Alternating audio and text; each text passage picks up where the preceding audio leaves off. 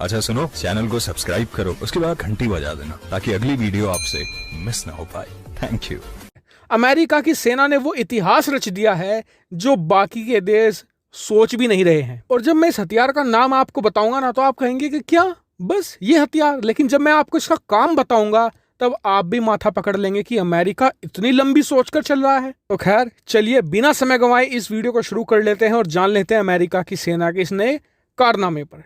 दरअसल अमेरिका की सेना पिछले 27 सालों से एक हथियार बनाने में जुटी हुई है।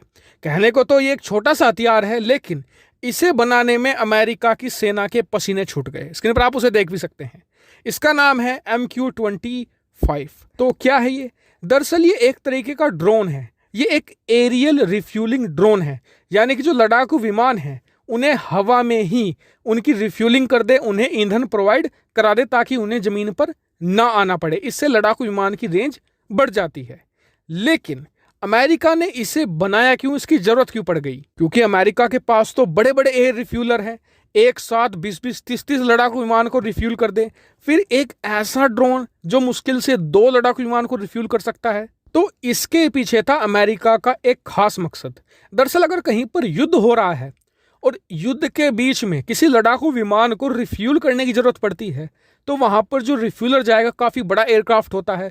दुश्मन चाहे वो कितना भी कमजोर क्यों ना हो, बड़ी आसानी से उसे डिटेक्ट कर सकता है और उसे एक छोटी सी मिसाइल से भी मारकर गिरा सकता है। वहीं जो MQ-25 स्टिंगरे है, एक तो साइज में छोटा है, भले ये 2 लड़ाकू विमान को रिफ्यूल कर दे, लेकिन ये युद्ध के बीच में सीधा जाकर लड़ाकू विमानों की रिफ्यूलिंग कर सकता है और इसे डिटेक्ट नहीं किया जा सकता क्योंकि ये काफी हद तक स्टेल्थी है। ऐसे में ये बीच युद्ध के दौरान जो लड़ाकू विमान हैं उन्हें रिफ्यूल करके उनकी रेंज एक्सटेंड कर सकता है ताकि वो युद्ध के मैदान में ज्यादा समय तक उड़ सकें, और ये एक बहुत ही स्ट्रेटजिकल एडवांटेज देगा। दूसरा बड़ा कारण इसके पीछे ये था कि अमेरिका को एक बड़ी दिक्कत सामने आ रही है पिछले 30 सालों से।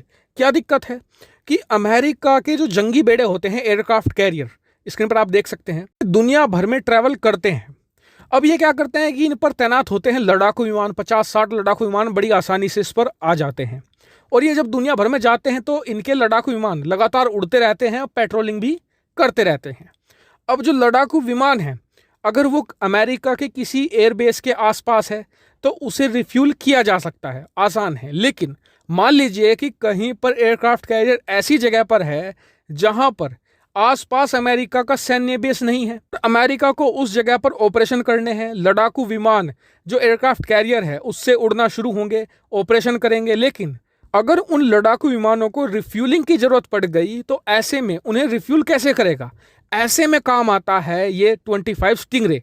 यह क्या कर सकता है कि एयरक्राफ्ट कैरियर पर तैनात हो सकता है, उसी से उड़ेगा, 2-2 करके जो जितने भी लड़ाकू विमान हैं उन सब को रिफ्यूल कर देगा। और इसका साइज भी छोटा है, ऐसे में बड़ी आसानी से इसे तैनात किया जा सकता है किसी भी एयरक्राफ्ट कैरियर पर। और इसकी जो लेंथ है मुश्किल से 16 मीटर है, यानी कि काफी कॉम्पैक्ट है। लेकिन जो इसकी रेंज है 930 किलोमीटर, यानी कि 930 किलोमीटर दूर जाकर भी ये रिफ्यूलिंग अंजाम दे सकता है। और आपको बता दूं कि ये अब बनकर पूरी तरीके से तैयार हो चुका है। इतना ही नहीं, अमेरिका की नौसेना ने पहला इससे रिफ्यूलिंग अभी 1 हफ्ते पहले अंजाम भी दिया है।